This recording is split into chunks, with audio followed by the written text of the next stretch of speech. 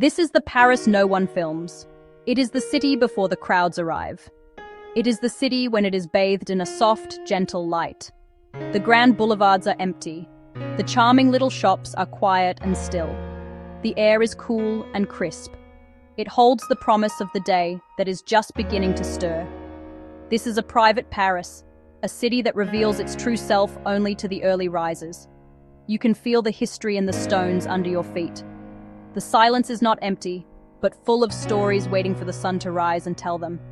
It is a moment of pure, unadulterated peace.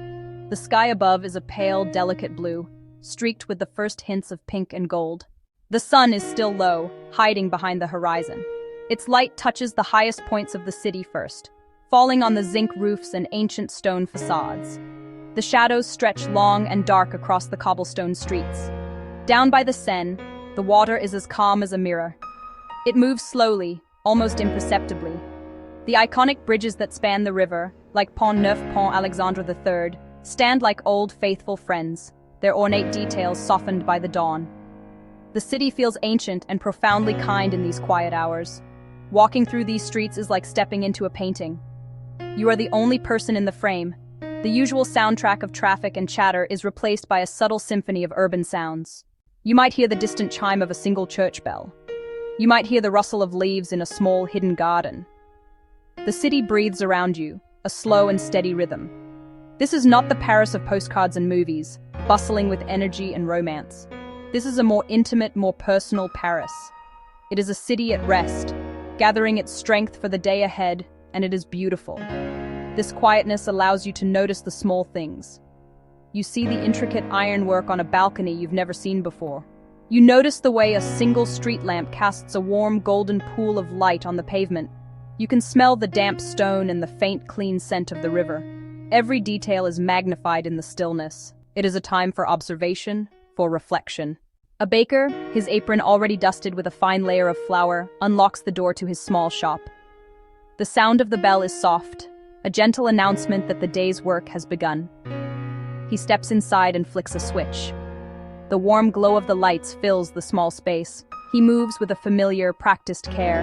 The large oven is turned on. Its low hum begins to fill the silence. He is about to make the bread for the day, a ritual performed here for decades.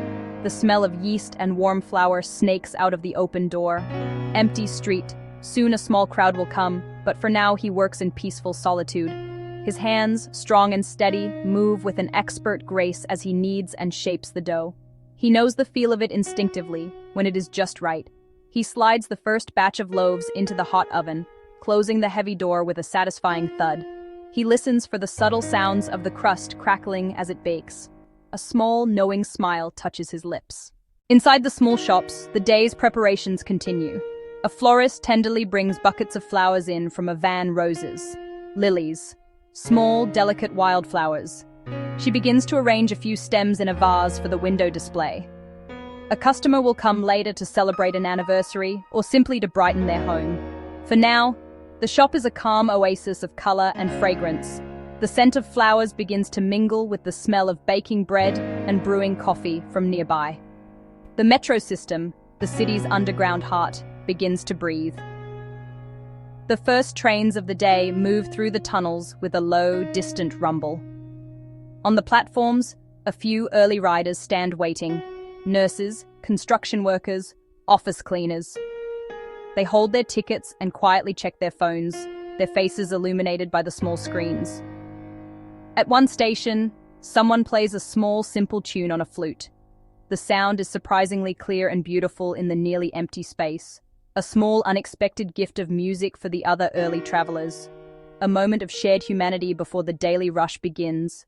Coffee shops begin to open their doors, releasing the first irresistible aromas of the morning steam, rises from the polished espresso machines. Fogging the windows for a moment, baristas move with a practiced, fluid rhythm. Their motions a well-rehearsed dance.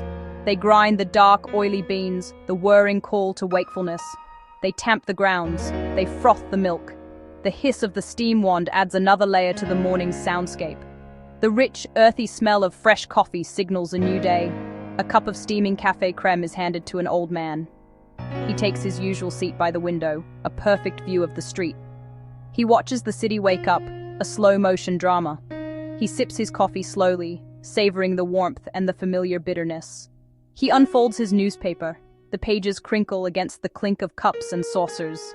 His face is calm, his expression one of contentment. This is his morning ritual, a cherished moment of peace. The market begins to open, slowly and organically. Farmers and vendors arrange their colorful produce with care. Bright red apples are polished until they shine.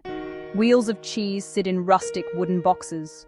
The vendors greet each other warmly. They share small news about the weather, their families, the quality of the harvest. You can see the dew still clinging to the lettuce leaves. You can smell the sweet perfume of ripe strawberries and the savory aroma of cured meats. The morning is a set of small weddings, a series of unions between light and life. The city stitches itself into a new day, not with grand gestures, but with the small, careful hands of its people.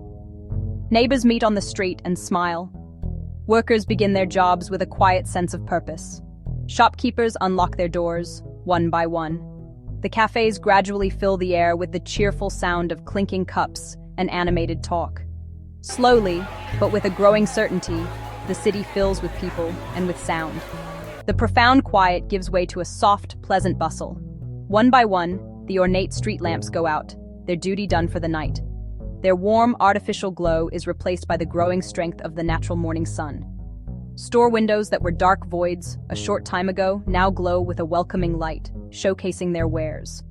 A child, small and brave, rides a bicycle for the first time on a quiet side street, his father running alongside. His laughter is bright and quick, echoing briefly between the tall buildings. A neighbor watching from a window claps and smiles, sharing in the small triumph. By 9 o'clock, the city has transformed. The streets now hold many more people. Bicycle bells ring out, a cheerful metallic sound.